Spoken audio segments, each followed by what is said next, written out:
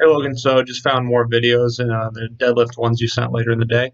So we'll go ahead and go over those real quick. This guy first went ahead and looked at it a few times. So actually, one thing that's worth noting real quick is as long as someone has the basics of sumo deadlifting down, they know how to build tension, they are keeping a neutral spine, things of that nature. It's usually harder to find things wrong with anything below like 80% of the one rep max. If you're moving at 100 miles an hour, there's usually not a whole lot to capitalize on in terms of form cues. Definitely notice a few things we can get better at, very minor, but it's going to be harder to tell until we get to heavier loads, something more in the 85% range and above. That's when a lot of the form faults start to come out and show themselves. But we'll go ahead and go over these videos real quick. This guy, for starters. So one thing I did notice, one thing really big one thing. So if you look at from here, look at from the time you start lifting it to here, the bar does leave your shins. It does leave your shins quite a bit. So now this isn't necessarily a bad thing, but that forward motion with heavy weight, once we get closer to one rep max, this there, even though it seems super minor and you're powering through it like nothing, the reason you're powering through it like nothing is because we're so low in terms of what you could be doing in weight. So once it gets to heavier loads, that one little forward motion that you're experiencing right now, believe it or not, does make a very big difference. I'm sure that you already know that though. But if you look at someone like Chris Duffin, someone that deadlifts 1,000 pounds or something crazy like that, or even some of the more elite 7, 8, 9, you'll notice that even a little bit of forward motion is detrimental in terms of just wasting energy and getting out of position. So a big thing there is just going to be maybe building tension a little slower, but also making sure that the second thing we do, I really like this series of cues that I go through every single time. First, hinging down the bar real carefully. Once you grab it, we're going to breathe, brace, and then pulling the barbell in before we build tension. So actually pulling the barbell against our shins as hard as we can, or just trying to get some kind of scapular depression to kind of keep those bad boys engaged. And then building tension, then coming up. But as long as we're really thinking about that portion, it won't leave your center. It won't leave your body like that. You won't have that as much forward motion as long as you remember that part. Again, with this weight, you're going to kill it either way. It doesn't really matter because you're manhandling it in a sense.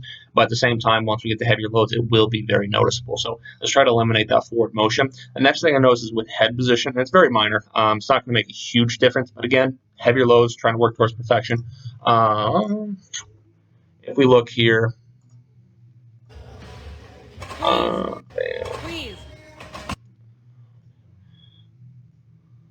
so right there, neutral, not so much. So ideally, instead of looking straight forward, let's go ahead and keep it neutral all the way through the cervical portion of our spine.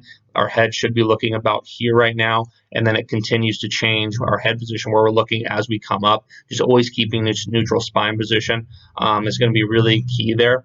Again, not a huge thing. I'd say the forward motion, eliminating that's definitely going to take priority over the head position, but at the same time, head position is so very important, especially when we get to 90% of our one rep max and above. So just keeping this bad boy tucked and neutral throughout our motion, no matter what we do, no matter how we move it over. That's going to be key there. So not a whole lot to notice here besides those two big things. There we go. Come on. Hips. Look at the other one.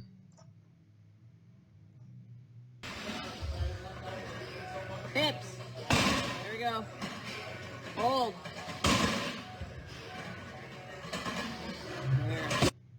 Yeah, pretty much the same things across the board.